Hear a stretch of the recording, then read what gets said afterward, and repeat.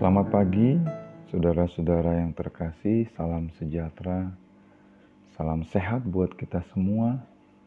Semoga kita selalu merasakan betapa baiknya Tuhan di dalam kehidupan kita, memelihara kita sampai kita boleh ada dan menikmati berkat-berkat Tuhan.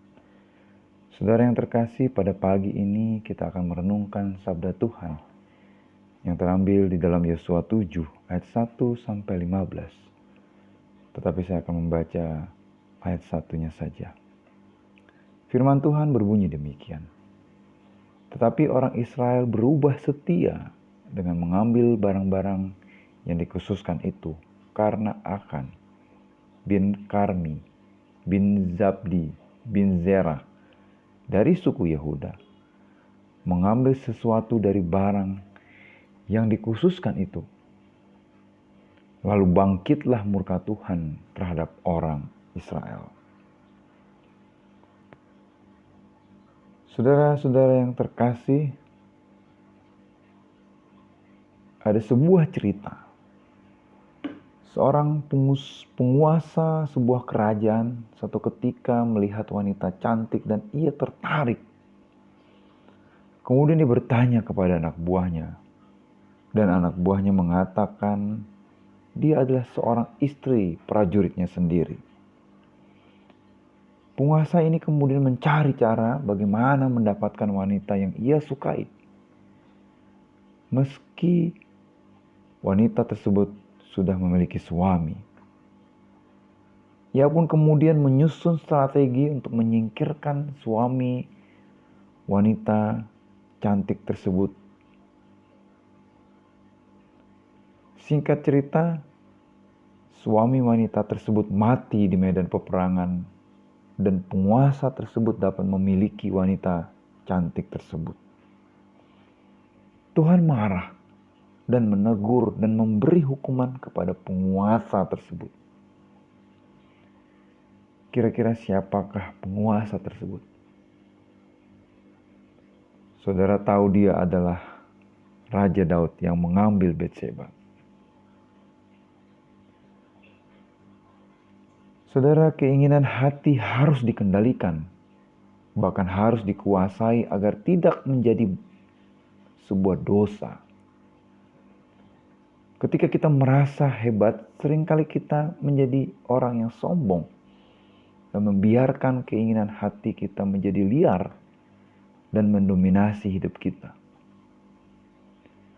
Kemenangan atau prestasi dapat membuat orang terlena sehingga ia menjadi lemah. Dosa dapat saja masuk. Ia bisa jatuh dalam dosa kesombongan dengan menganggap itu semua adalah semata-mata karena kehebatan dirinya.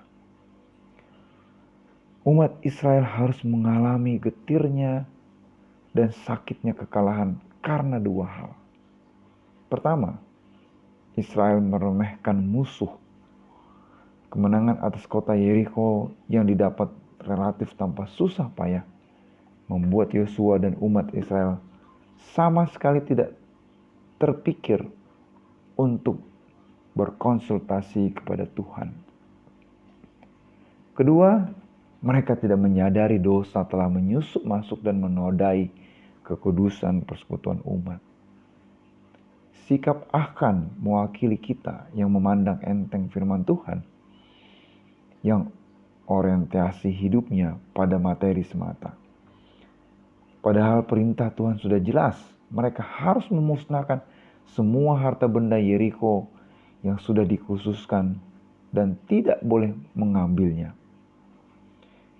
Jika tidak taat, mereka akan terkena murka Tuhan. Tuhan sedang mengajarkan mereka mengenal kedaulatan Allah dan tidak bersikap serakah. Dengan melanggar perintah Allah, mereka sudah melanggar batas kewenangan Allah. Saudara yang terkasih, sepanjang hidup yang kita alami, kita akan selalu berhadapan dengan keinginan hati. Keinginan hati yang liar mudah mendominasi hidup kita. saat kita merasa pintar dan punya segalanya, dan akhirnya menjadi sombong dan jatuh ke dalam dosa. Mari saat ini kita merenungkan keadaan diri kita masing-masing. Buatlah list potensi diri kita yang dapat tergoda pada keinginan hati yang berbahaya, keinginan hati yang liar, dan akhirnya berpeluang jatuh ke dalam dosa. Setelah itu doakan. Contohnya, kebutuhan keluargaku semakin bertambah. Ada peluang korupsi di tempat kerja. Contoh kedua, tidak suka dengan salah satu majelis atau penetua di gereja. Ada peluang untuk menjatuhkan dan menggosipkannya.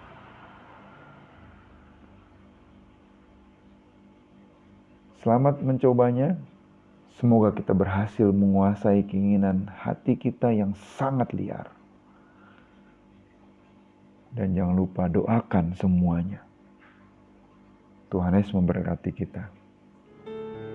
Amin.